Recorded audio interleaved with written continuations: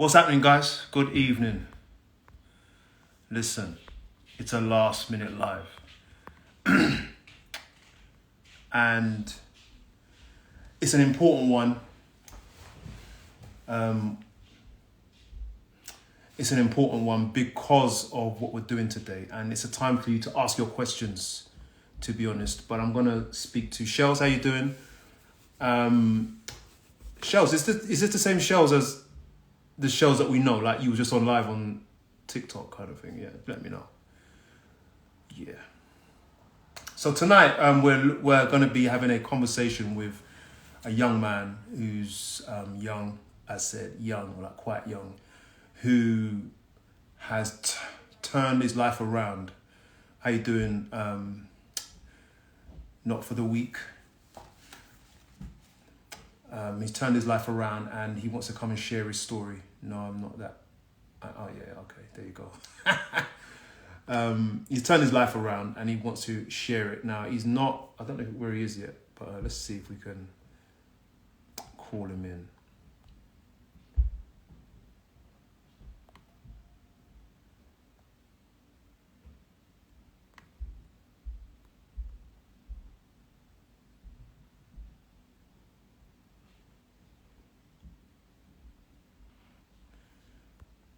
He'll be here in a minute. Let's have a look.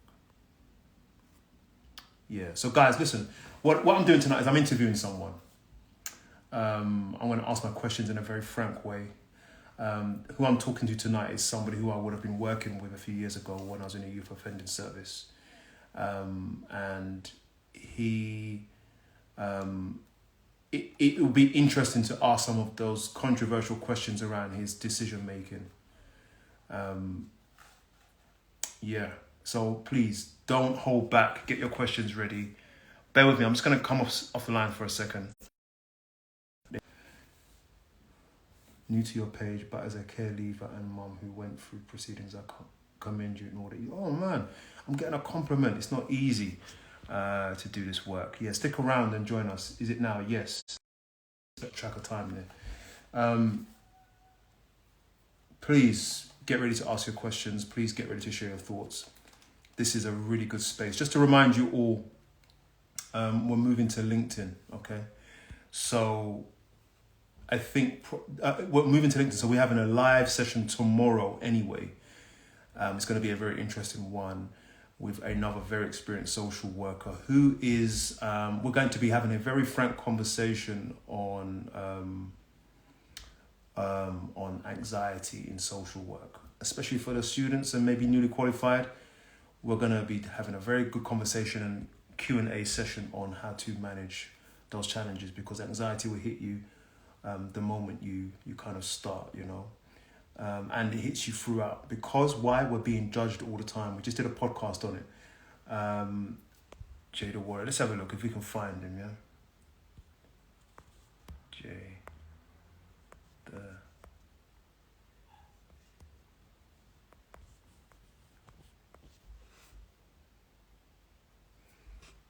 No. Oh, there he is. Topic, you felt that, yeah? What did you feel? What What did you feel when you say that, dear social worker? Oh man, so much to say. Listen, we started, but throw your questions in anyway. Jay, how you doing, man? I'm good, man. How are you? I'm all right, you know. Good. I'm all right. So, listen, we've been talking for a little while, over the last, say, maybe 10 days or so. Yeah. I found you on TikTok. Yeah. It was refreshing. But what I want to do is introduce you to professionals, Mhm. you know, and then over time we're going to be doing a lot more things on other platforms as well. How are you doing? Oh, man, I'm cool, man. I'm just chilling, man. Feeling good, man. Feeling good. Yeah. That's it, man. Yeah. All right. And I want to ask the audience, please welcome our friend Jay. He's got a lot to say. Hello, man. Hello. Yeah, definitely, man. Ready. Yeah. And I just want to say, dear social worker, listen, it was a big podcast. So yeah, I feel you, and if you even want help, just let me know. Yeah, they're showing their love, man. So let's go. So Jay, look, I'm not going to hold back with my questions. Yeah. I'm going to encourage the audience to not hold back. Hello. I think you can. I think you can take it. Yeah, definitely. Yeah. Yeah. All right. How old are you? 18 years old. Okay. If you want, introduce yourself for like a minute, and so that we can understand who you are from your voice. Yeah, man. I'm just, you know what I'm saying, an 18-year-old. I just, when I was around 13 and 14, man, I was involved with the wrong company, involved with gangs, carrying knives, selling drugs, and I was groomed into it. I was groomed into it at a young age, and obviously, as a 13-year-old boy, you don't really know anything, especially without a father in your life, without any male role model. So any older boy who acted cool, I just thought, I listen, yeah, like let me just try copy them. And someone ended up taking me under their wing. And yeah, man, I felt accepted. I felt like love, you know what I'm trying to say? The way he was teaching me stuff about the gangs and this and that, and then I ended up just getting deep and then started just selling like drugs and all that, man. And yeah, man, and obviously now I'm here now, man. Like I escaped by the grace of God, I escaped, man. I just, yeah, man. Yeah. Lovely. All right. Yeah. Like I said, I'm encouraging the audience. You ask your questions. Yeah. Would you class yourself as a good boy before you were at the age of say 12? Um I wouldn't, I don't know about good boy in it, man. Like, but I wasn't a bad boy.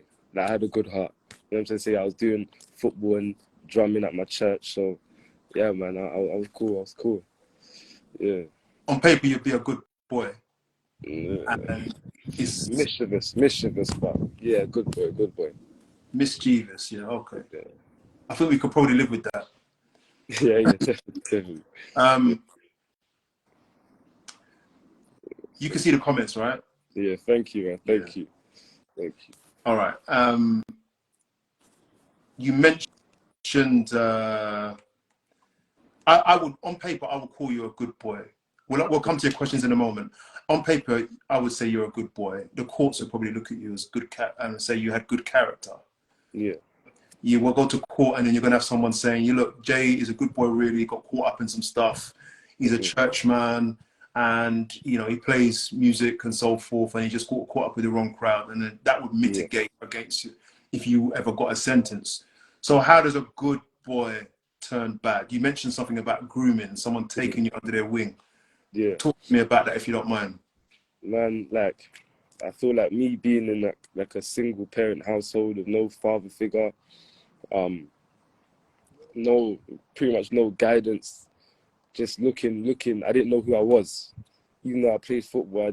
I had done my little church drumming. I didn't know who I wanted to be. I didn't know. The only thing I saw was like people. The only people I saw who really looked like me or looked like something that I wanted to be. Sorry for this trains going by the way. It might be All a bit right, we loud. can hear you. Sometimes. We can hear you. Yeah, but the only like thing I saw that kind of looked like similar to me was when I looked on the rap videos and I saw the people carrying guns and sagging their pants and smoking and just, you know what I'm saying, and as a young boy, like I didn't really see any people who looked like me doing anything really productive. So that was, I thought like, oh, that's cool, man. They look like me. Maybe when I'm older, I can be like them. Because I didn't have a father to tell me, no, these guys are bad.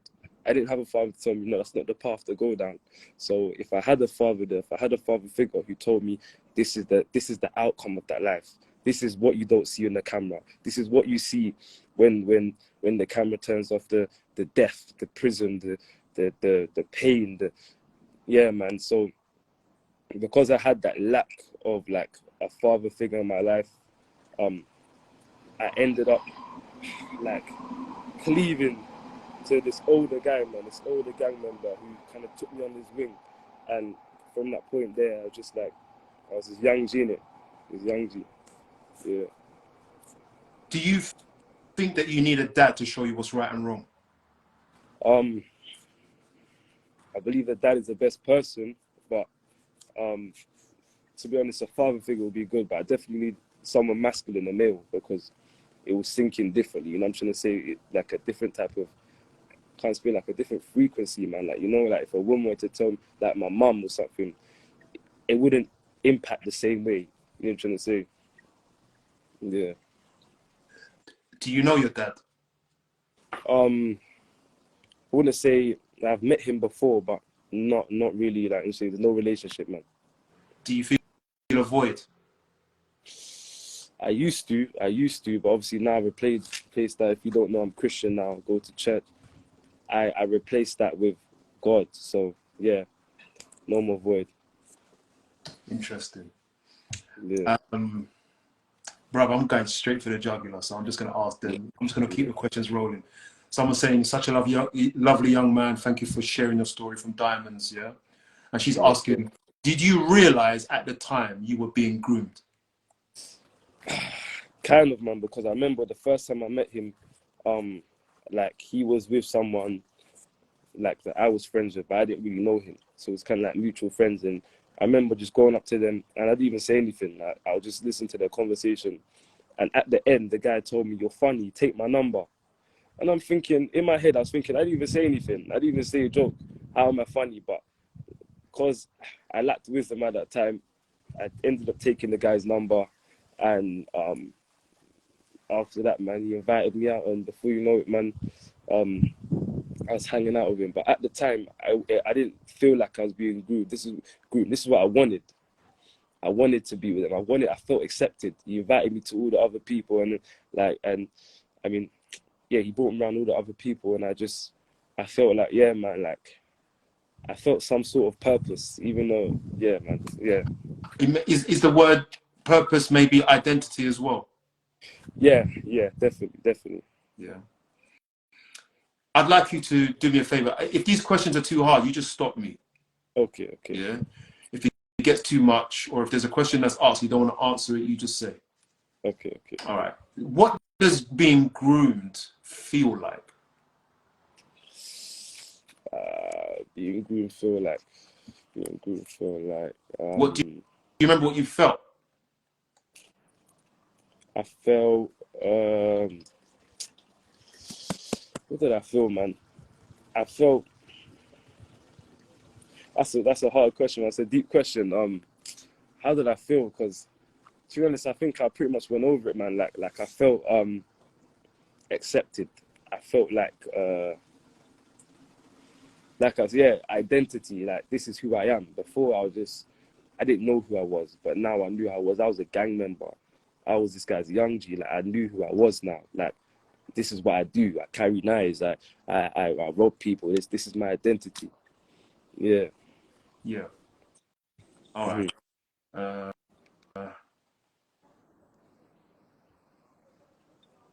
Bear with me, because I'm trying to work out the order of my questions, because you're touching on things. Yes. Someone's saying here, yeah, you were looking for guidance at the time. Someone's saying you're brave. Yeah, of course. Male role model, you know. That's true. Someone said, not for the week, says young men need good male examples of how to be men. Do you agree? Yes, 100%, man. 100%. 100%, man. As a writer, you need to ask your question again, please, because I don't fully understand it. Yeah, please repeat your question, rephrase your question. Young Crowns are saying, honestly, raising kings is a hard job. Yeah. Let me tell you something. Good parents in the cities are struggling to do a good job. Simone Richards saying, it's good that you established a relationship with God. Definitely, man. Definitely, yeah. It was very, very good, man. I felt that void of a father. I'm trying to say I got a heavenly one now, so yeah. I'm going to come back to that later on. Yeah. What was the thing that was most attractive about being included in the gang?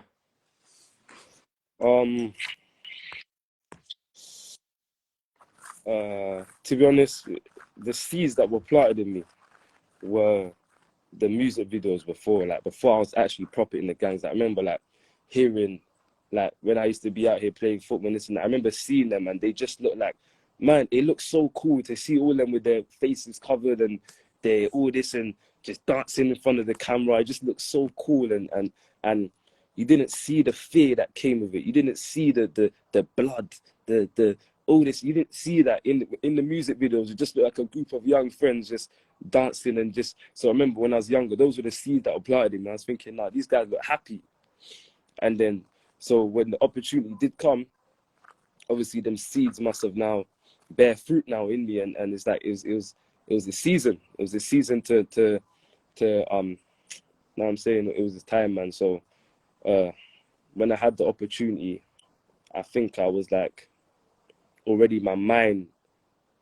How do I explain it? If I was raised correctly, straight away I would have had red flags. But because I saw them things and I already had the idea that it was cool, I think it was much easier to get along with it. It was much easier to go down that path.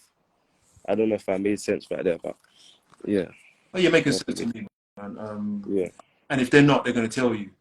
Yeah. Another question is, was the feeling of acceptance greater than what you were doing, I think, before? Oh yeah, with the football and all that. Yeah, man. I think definitely because, like, even when I was younger, like, I'm not gonna lie, like, I always used to be out. Even when I was like 8 years old in the state, I always used to be out with olders. I never used to hang out with people my age. They weren't involved with the gangs and that, but we used to play football. Like, I was always the youngest one, always. And they used to like me because I used to be like a bit ahead of my years. So I was just used to being accepted by older people, and it was kind of a normal thing again when I entered into the gang, because I was 13 and the rest of them were like 18, 19, and these were big boys. And I just felt protected, like when we would go out there and like 20 people. Like I just felt like definitely felt did I feel like I was doing the right thing? I knew it. I knew I wasn't doing the right thing, but did it feel good? For a little bit, for a short while, until it became very scary, man, and very empty, yeah, and directionless. It got to a point where I just felt like in one of my videos I have on my TikTok, I said, like, if someone would have asked me where would I be in 3-4 years, I would have no idea. I would have no idea, man, at all. I would just, like, I had no direction. Like, all I used to do every day was wake up and go link up with the guys and probably smoke or try to go out there and rob. And it was just like life was on repeat, man. And it wasn't a good type of repeat. It was a repeat of just constant fear, man. Like, I remember every time I used to leave my house, man, it was just scary. It was scary, like looking over my shoulder. It was scary, man. Like, I never had peace. And one example I just want to give, not to go too off topic, like, I remember Go ahead. when I was I remember, like, when I was just going into the gangs, I remember watching a video, like a YouTube video. It wasn't like, the video doesn't really matter, but I remember watching this video that I used to watch, or watching a YouTuber that I used to watch when I was young, and I was more innocent, like before I entered into the gangs. And I remember having this feeling of like I remember that's when I realized, man, what am I doing in my life? I remember the last time I was watching this video, I was innocent. I was playing football. I was drumming. I wasn't involved with bad stuff. But now I'm watching the same video and look where my life, it kind of gave me like it was like a moment of comparison. And it really opened up my eyes, and yeah, it wasn't that dope. Yeah. Bro, it's all right. Let me see. You know what? They're asking more questions. I've got all my questions here. And let me just flow through the questions.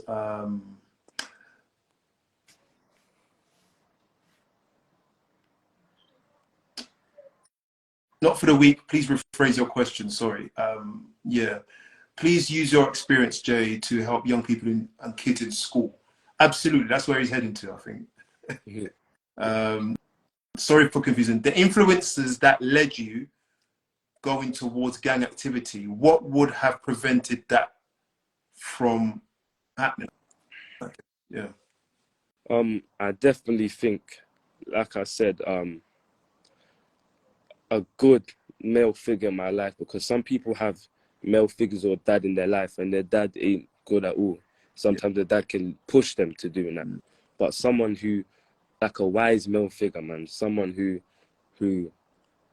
knew how to break it down to me in a way that I would understand, because it's not easy, because like the lifestyle in the music videos on their social media, it looks attractive. They have the designer clothes, they're with these girls in the videos, and as a young boy who doesn't know what he wants to be in life, who just told in school, I don't know, a lot of times, oh, you're a bad boy, or you're just used to getting detentions, and you're like, oh man, this legal thing, like, I have no hope. My grades are failing. I'm almost on the verge of being kicked out of school. It's like, at that moment there, when you open up your phone and you're seeing all this stuff, and you're seeing people who are probably just exactly like you in school failing this and that, now you see them dancing with girls in the video and money and designer clothes, and it looks nice, and the music that you listen to is hard. It's pretty attractive, and it's pretty like it the same way a young boy would look on the TV and see a footballer and say, yeah, man, like, I want to be that, like that. The same thing with these drill videos and with these people who don't have direction in life will look at that and say, maybe that's what I'm called to do. Maybe that's my life, man. Yeah. Bro, okay. I mean, it's getting intense. How you feel? I'm feeling good, man. I'm feeling good. Yeah. I'm missing one or two questions because I'm going to come back to them, okay? Mhm. So don't think I've forgotten you guys. All right. At 13, why was you allowed out on the road? Did your mum or family try to stop you? Yeah, man. My mum and my family tried to stop me, but it got to a point, like, I got so hardened, like, because of the stuff I seen, like, the stuff I seen was so, like, I just got hardened. The people I was with, I just, like, my heart became so hardened, like, no love. I didn't let no, like, I built a shell, like, it was so, Like a tortoise, yeah? yeah, like, literally, like I built an outer shell that was just hard. Like, no, I don't smile. Yeah. And I just built like even my mum couldn't break through that shell, man. And every time you go around them guys, that shell, you're wearing your shell. But it's like, maybe sometimes when you're alone, a lot of these guys when they're alone, they cry and they realize, like, they're thinking, my life, man. But when every time they step out that door, that shell comes back on, and they try to play this invincible bad man, and really deep down in their heart, man, they're crying out for help, man. But they don't know how to. They don't want to look weak. They don't know. They don't have any direction. They feel like there's no hope, man. They don't have any qualifications. Their life is just, I'm trying to say, they've got a criminal record. They're just rejected everywhere. They're rejected by their parents. They're rejected by the government. They're rejected by everyone, man. So they just feel like there's no way out. That's how they feel, man. Keep talking. Yeah. Keep talking. Yeah. Yeah, man, definitely. And it's yeah. So yeah, I put on the shell and all that, and my mum, like when my mum used to try to come in my room and this and that, I'd be like, just get out of my room, get out of my room. And it was so disrespectful, man. It got to the point, man, like, I didn't care. Like, I had, like, it's like they turned me against my mum as well, man. They turned me against my mum with like, I remember my mum used to be calling me all the time, calling me. And yeah, she was calling me, and they'll be like, oh, don't answer. It got to a point where one time they picked up the phone for me and told me, no, leave him alone. You know what I'm trying to say? And like, it got to a point where I was so against my mum. I kind of looked at my mum like an enemy. Like, she's trying to stop me from shining. She's trying to stop me from being happy. She's trying to stop me. And yeah, man, it got to a point, man, I was so, like, I lost so much respect. I didn't have no respect, man. It got to the point, man, I know, like, looking back at it now, I can't believe I ever did something like that. But it got to a point I was even smoking in my yard. Man. And that's how rebellious I got. Yeah. Yeah, man. So yeah, so to be honest, there was, like, at that time, there was nothing my mum could really do other than go to the police, man. And that's what she done every day. Missing, filing, missing. She never gave up. And that, I believe that was very helpful in me coming out, because uh like some mothers and all that, they give up, and that's the worst thing you can do. That is the worst thing you can do, because you don't know what your son's going through. Because he has that shell on, he's not going to tell you the truth. He might be crying, he might want to say, "Mom, please help me," but because he's so used to having that shell on, he doesn't know how to express himself other than being angry. He doesn't know how to express himself other than I don't know, just or go into to smoke a spliff, or that he doesn't know how to express himself. He doesn't know how to word, because everyone just looks at him as an angry creature. And it's just yeah, man, it just comes out all wrong. So I think the best thing that my mum did was just definitely calling the police every day, man. She was always on the phone to police. They probably got sick of her, how much time she was on the phone to the police, man. Yeah. But I'm outside right now. My phone's about to die. I need to just go up my stairs and charge it. Can I have a second? Yeah. What do you want to do? Just charge it. upstairs. I'm staying there. Yeah, just go upstairs. That's it. Go on, do that. Turn off my camera and all that. 1 second. Yes, do that.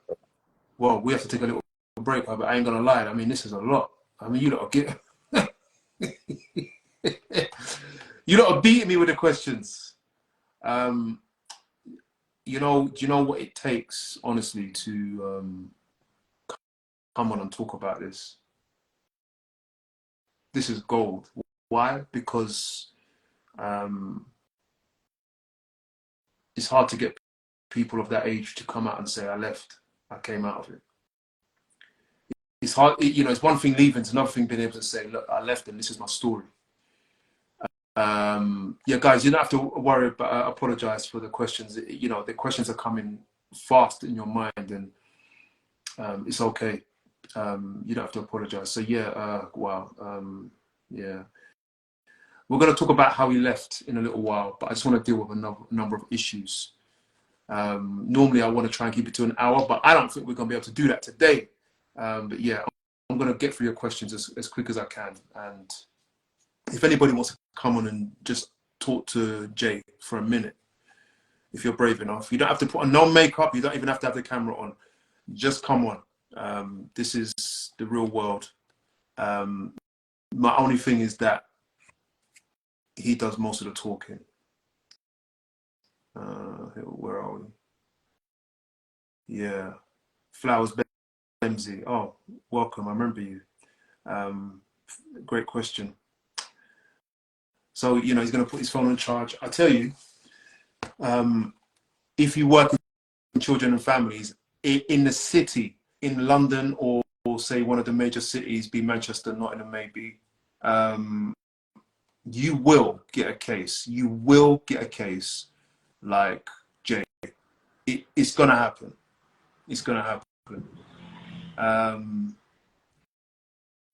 I've just finished you're on mute, I think. Oh, yeah. I was just going to say, I've just finished a training. I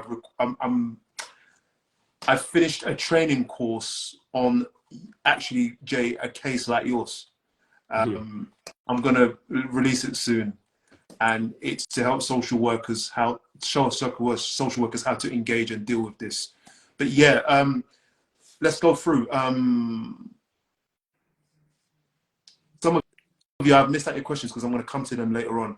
Based on your experience, Jay, have you talked about that time in your life?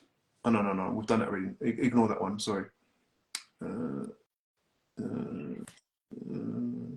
Okay. Did you view the guys that you were with, the boys that you were with, the elders? Did you view them as family? A bit, until the older guy I was with went to jail, man. When he went to jail, man, I realized that these guys started bullying me, man.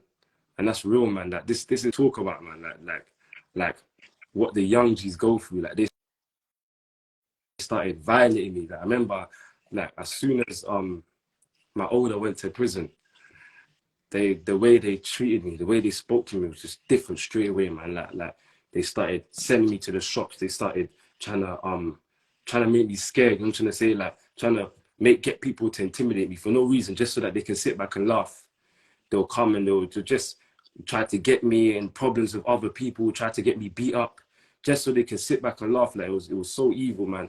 And yeah, man, it was like, so in the beginning I looked at them as family, but when I had that, my protection, my older was gone, I was just like, it was like yeah, man, it wasn't the same. It wasn't the same. So I didn't look at them as really family anymore. And they weren't even really my age. I was just being used. You know what I'm saying? Carry this knife, carry this drugs. It was just like, you know what I'm trying to say? I was just like the pawn. So yeah. Nat Nats is a regular on the show. She says, you are amazing for speaking out. Thank you. Thanks for sharing that. That's good insight. So yeah, that showed that your mum cared, the fact that she was calling the police. Definitely. I agree. Parents, I say to parents, you keep calling the police. Don't give up, man. Don't give up, because, man, like, even though sometimes it can make them look like, that's one thing though, it kind of made me look like I was snitch. Even though I wasn't doing none of that. It was none of my doing. It was all my mum. But I got to a point that sometimes we'd be hanging out, and out of nowhere, like, police would just show up asking for me. To the whole gang, they'll show up and asking for me. And it was just like, you know what I'm trying to say, sometimes it wasn't a good look. At the time, that's why my mum was kind of like my enemy, because she just made me look like a snitch and this and that. But like, that was part of it, man. Like, that police, that was part of me coming up, man. Definitely. Like yeah. And I'll get more into that whenever time is right, in it. But yeah, man, I definitely really, that was part of it. Yeah. Question: what did school do to help you? I had some nice teachers, man. Like, one of the head of year, he was nice, man. Like, I think one thing that really did help me was people not writing me off, and like, most of the teachers did, but this head of year, he saw me for past the shell, past the bad man look, past all that. He saw me for like who I really was, the inside me, past all the pain. And he, no matter what, even if I was naughty, man, listen, obviously he wouldn't be cool with it, but he always treated me nice. He always showed me love. He didn't give up on me. When everyone else said, oh, this guy's, he's just going to be like the rest of these gang members and this and that, he didn't give up on me, man. And he always just tell me like, man, you know, that's not good. And it was just having that teacher there, just having that love, because I'm telling you, once you start going that, it's a path of rejection. Everyone in the outside world, that's why these people, they don't care. Why do you think they go around and start stabbing people on the main road? Like, people don't exist. Because everyone look like, the way they've been cast off is that they're disconnected. That is so true. When I was there, I was disconnected from society. I was disconnected, man. Like, literally, it was like I weren't part of the normal world. When I used to walk out on the main street, it's like I was just in a different world, man. Literally. And that's why when they do these crimes and all that, their mind is disconnected from society, man. So yeah. Listen, you sound like you're about to lift off, bro. Yeah. Not for the week. How you doing? Hi, Jay. Hi, Curtis. Yeah. Hi, everyone. Hello.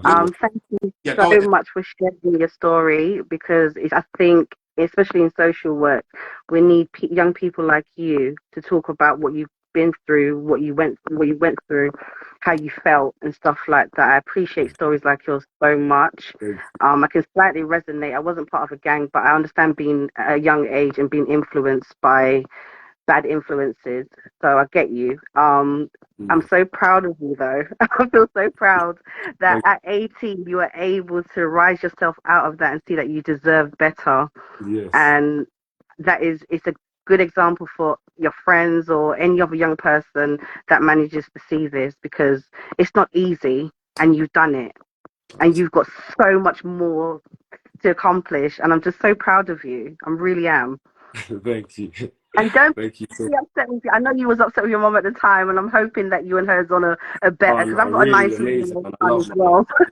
So I understand to some degree of that battling with your mum, but she did it all because she loved you. She did it all because she loved you. Yeah. No, and that's it, Curtis. Oh, we had a question. I do have a question. Yeah. So my question was, so when you went through all this Mhm. experience, when you managed to get yourself out of it, did you have people that you can turn to and talk to about that time in your life? But when I came out of that, the gangs and all Yeah, that. when you came out of that experience, like being a gang member and stuff, did you have someone that you can vent to and talk to? Um, did Because I? I think it's good to go over certain things and recognize, do you know what I mean? Like resolve those issues and Yeah. find out why you did what you did and stuff like that. Did you find you had anyone to talk to about those things? In the beginning, man, it was just like in the beginning, I went through I was so traumatized, man, that I didn't have anyone to speak to, man. Like I did, but I Yeah, didn't want to tell them, man. Like I was so disconnected from my yeah, family. I just I wasn't just like disconnected from society. I was disconnected from my family, like everyone. I remember like my cute, lovely nephews. I got three of them, and I love them so much now. But even then, they were so cute at the time and babies, and I used to tell them get out of my room. Like no one could chat to me. I remember like it was like I was a new person, man. I was transformed. like you're against the world. Yeah. Yeah, And so when I yeah, came exactly like that, man, like just outcast in life, everyone rejects you. Everyone, as soon as they look at you, I want nothing to do with them, this and that. And a lot of the times, man, that they're crying out for help on the inside. But yeah, when I came out of that, it was like a way I had to restore my relationships, man. And people had to understand, like it was kind of hard for people to understand, like to get with me, man, and like speak to me because I was traumatized, man. Like I was scared to at one point I was even scared to go outside, man. I was so scared to yeah. go I outside. understand. Yeah, Like every time you leave your house, it's you. I'm telling you, life is like them streets are. It's a battlefield, man. Like yeah. every time you leave your house, it's like I'm ready to kill or to be killed. And now that like that was my mind, like, I'm thinking, like it became life. Like life, Yeah. this is what I do. Like we just kill or beat, and it was so like when I came out of that gangs, I still kind of left with that mentality. So when I used to go out, man, I used to feel so scared because I wasn't carrying a knife no more. So I used to feel so scared. I was thinking like, man, like if I see one gang member, I'm dead. And I just had that fear, man. Like, it took me so long to overcome, like to the point where I wouldn't even go out to the shop with my mum. Like if we went out in the car, I would just stay in the car. I was so scared, man. And that's that. I think that's the I think that's the basis of my question. Like, how did you get over that? To going from being so fearful, how are you dealing with that now? To be with my like honest, completely honest, as you heard earlier, like um obviously I'm involved with the church now and Yeah, with my faith, and I believe my faith has definitely has a part to play with it, man. Like just trusting in God, you know what I'm saying, and yeah, man, and I believe that's helped me, man. My faith, real talk, yeah. that's good. I'm glad you've got an outlet or something to believe in, Yeah. because that helps give you purpose. So I'm happy that you've got that. Well done. Honestly, well done. It's not easy. It really isn't. And I just appreciate your story and appreciate you being here and telling us. And just keep trying, keep doing you, and do you know what I mean? Keep working, and you'll get everything that you desire. Thank you Honestly, so much, man. Thank you. you're welcome. Appreciate your time. All right, thank you, Curtis. Thank you for letting me Of on. course. I'm still listening today. Oh, we're gonna do. You're gonna be co-hosting with me soon. Don't Oh worry. goodness, scary. No worries. All right, thank you guys. Take All right, take care. care. We had a question here. Oh, here it is from Pippo. What's the best way for us? What's the best way for a social worker to try and engage with you? We want to protect young people like you, but how do we do that? I'm not too sure if I understand that question. How do you think a social worker can help you if you was in that situation? Oh, activities. That is a very big point, man. Like I remember even when I was coming out the gangs, that I was on this because I was obviously I got arrested with a knife at one point in it, and they put me, I think, referral order. They made me do that youth offending team, and part of my referral order I had to like participate in some sort of activity or sport, and I chose boxing. And that really, with the boxing, it helped me get off the weed because, like, obviously you can't be doing that, man. Like you were just that. I'm telling you, man, my stamina was very important with the boxing, so it helped me do that, and it helped me to put my focus on something, man, because a lot of these young boys, they're out here because they have no purpose. They're out here because they don't know what to do. They have nothing else to do, but and they're putting all that drive, because these boys, if you look back in their past, they were talented young boys, had drive, passionate young boys, and they have nowhere to put that passion other than in that gangs. They feel like all the opportunities, all the doors, everything is closed, and this is all that they have left. So when opportunities are open to them, doors, even I'm telling you, so much people, if you could offer them like opportunities to learn a trade, plumbing, anything, painting, decorating, a lot of them will drop the selling the drugs and hop on that, man, because no one wants to sell drugs, man, being worrying about police and stuff. Well, some people do, but in reality, man, lack of opportunity. So I think social workers, if you could give opportunities, it would help out a lot, man, a lot, definitely. Guys, listen, Jay, tell us your handle, please, because I want people to connect with you. Flowers Bemsy makes a point here. What's next for you? I want you on the front line, shoulder to shoulder with us. So she's trying to invite you somewhere. So you need to just follow and message each other and see what you can do, because the youth offending service needs people like yourself. Let me just be even more clearer. The youth offending service needs you as a part of their project. They need to fund the youth offending service. Each local authority needs to fund you so that you can have conversations with the peers. Social work is nice. I'll say that. Get someone suggesting social work here. I'm saying social work degree is nice, but it's not getting that job done. Jay can do a much better job than myself. Why? Because my job is just it's a heavy load. It won't work. Yeah, someone's saying that we need a lot more youth clubs, more activities. Of course, they agree with you. We've had more compliments in this show than I've had in my whole 2 years doing this. So, you know, we must just take over. There's hardly anything for you guys to do.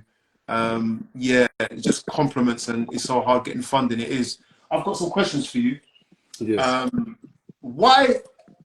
What is the need to carry a knife? What's the correlation with knife and drugs? So you were, I think you mentioned, I didn't want to say it. Yeah. Don't hate Curtis. Do you listen to these people? They're on me, you know.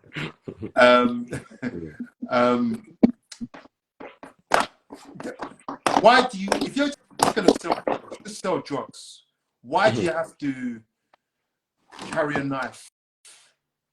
It's just drugs. Just sell it. If you carry a knife, you're going to hurt someone. What's the need to do that? There's so much depth to it, man. Like, first off, all your friends are doing it as well.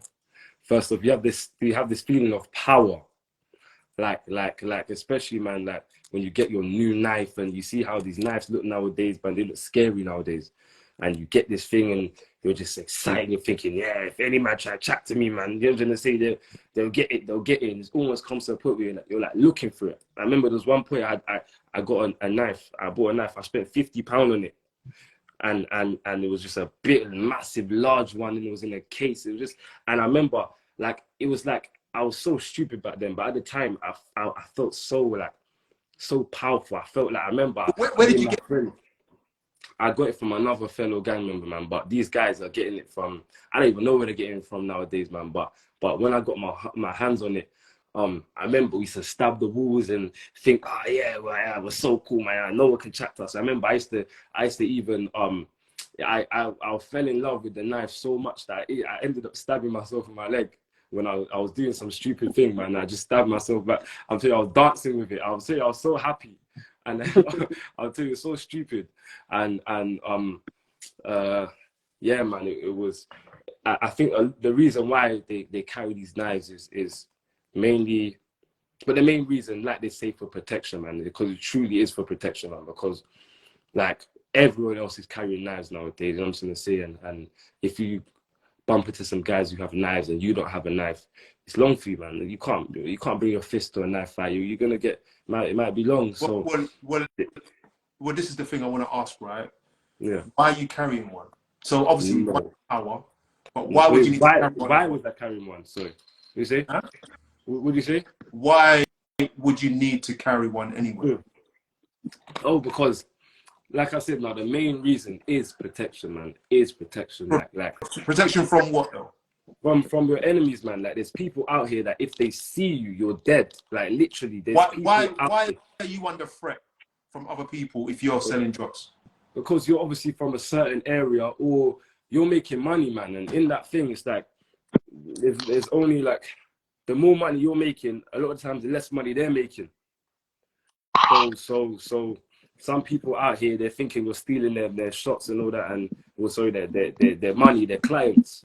So that like you get haters and there's a lot of betraying and backbiting and people who are friends from young. Someone starts making more money than with drugs, that person will get robbed. It's so snaky. But the main thing, man, you have enemies everywhere, man. Imagine leaving your house and you know that there's people out there that once they see you, there's no questions asked. Their main intention is to kill you. And not just one person, but you got so many people. So it could be like 20 people. Would you feel safe going anywhere? Would you feel, imagine like if there was one person out here who was out there who wanted to kill you. Maybe, I don't know, you done something, you probably stole their partner or something back in the day, and if they see you, they'll kill you. Man, even if you went Oxford Street, if it was one person, you would feel a little bit, imagine I see that person, let alone 20 people, let alone people you don't even know who know you. Imagine, it could be people you don't know. You could be in a music video. You could be, I don't know, when you have your face on social media, they send these videos around the other gang members. They say, once we see this guy, watch what? And people that you don't know what you look like, and they're coming after you. So it's just like it's a constant life of fear, man. That's why you see them. They're always looking around because every time they leave their house, they can lose their life. Every time, man. So is it fair to say, is it fair to say that you have to carry one? Do you have to carry one? In that life, man, you have to, man. I can't lie. In that life, like you have to, man. Like all right, let me ask you again. All right. Yeah. Let me ask you again. Do you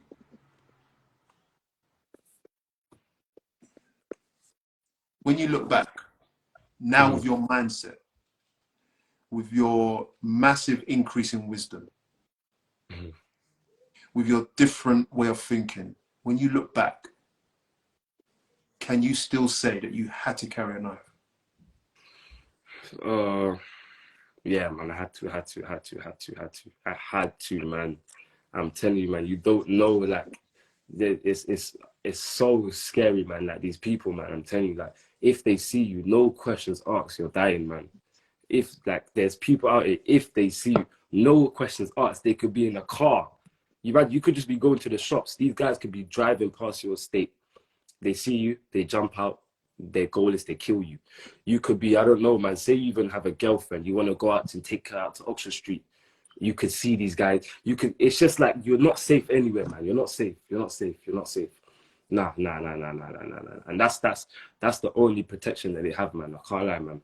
It's like I said, it's you're disconnected from society, man. Like life is different, like completely different. Like you're in a constant, you see that these soldiers you get deployed out in war, that is you every day of your life, man. You are in a war every single day. Every single time you lose your life, it's a life of violence, man. And man, you don't know when like it could be your last day, man. So that's why a lot of the times these people are not stabbing people because they get some people are so twisted that they get a rush out of doing this stuff, but a lot of the times people are killing people out of fear.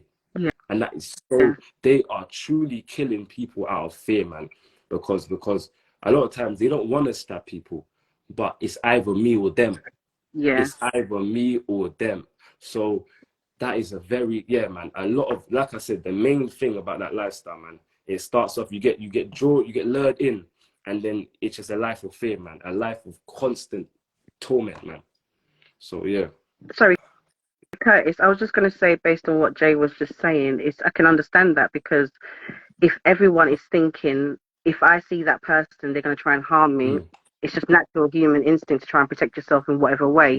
And if that seems to be the easy access, we're not like America where we can have access to guns. I guess knife is the easiest thing for the young people over here to get access to. They tend to turn to that. And everyone is running on fear. They might have started off being innocent or, you know, following the rules of society and stuff like that. But eventually they become so shut down from being part of society that it's us against them, and that includes seeing another young person that looks exactly like them. It's us against them. It's either I survive or you. Do you know what I mean? So I get it. I get what you're saying. I'm not saying that it's right, and I know you know now that's not right. But at the time, you was living in that world, so you couldn't see any different. Yeah, 100%, man, 100%. I just want to say something, right? There's a question that has been asked: have you ever used a knife? And I don't want you to answer that. Okay? But and I don't want. And this is an interesting one. Shells, don't worry. It's not just you. And don't get me wrong. You know, this is an interesting point in that whenever I do this show, I have to protect and the guests. And it's not just someone like Jay. It's also other social workers. There are conversations that we have in the background that is like, talk about this, don't talk about that. It's something that we learn as we go along. So don't feel bad at all. Please still ask your questions, Shells. He got caught with a knife. Yeah, don't feel bad at all. I'm not going to have him answer that question. I can ask him if he ever came close, but I don't want him to answer that question. It's interesting because in the yacht, we're acting like, there's a part of it where we're acting like your solicitor. And so we kind of represent you at court and your interests. So if you ever used a knife, I would not necessarily encourage you to like admit that. But it's a interesting question because Jay, what you're doing is you're saying, this is why we carry one. And if I ever stabbed anyone, it's because I was scared and I had to defend myself. And everybody has to do it. And I guess there's a lot of pressure from the elders to say, yo, come up with the money and do what it takes. So you're walking with a knife and you know, the natural question is, did you ever use it? That is the natural question. But you can answer that to her privately, but on the show, you don't have to. I don't want you to answer that question, Michelle. Don't feel bad about asking because it's a natural question to ask. What I want to say is, look, we've got 5 minutes to go before this live ends. For some reason, and I don't know if anyone can explain it to me. Instagram ends my lives after an hour. On my other channel, it doesn't. It's unlimited. So I'm gonna restart this live, guys. You have to come back because there's some key questions I want to ask Jay. And again, this is key learning for us. See you guys in a minute. Bye.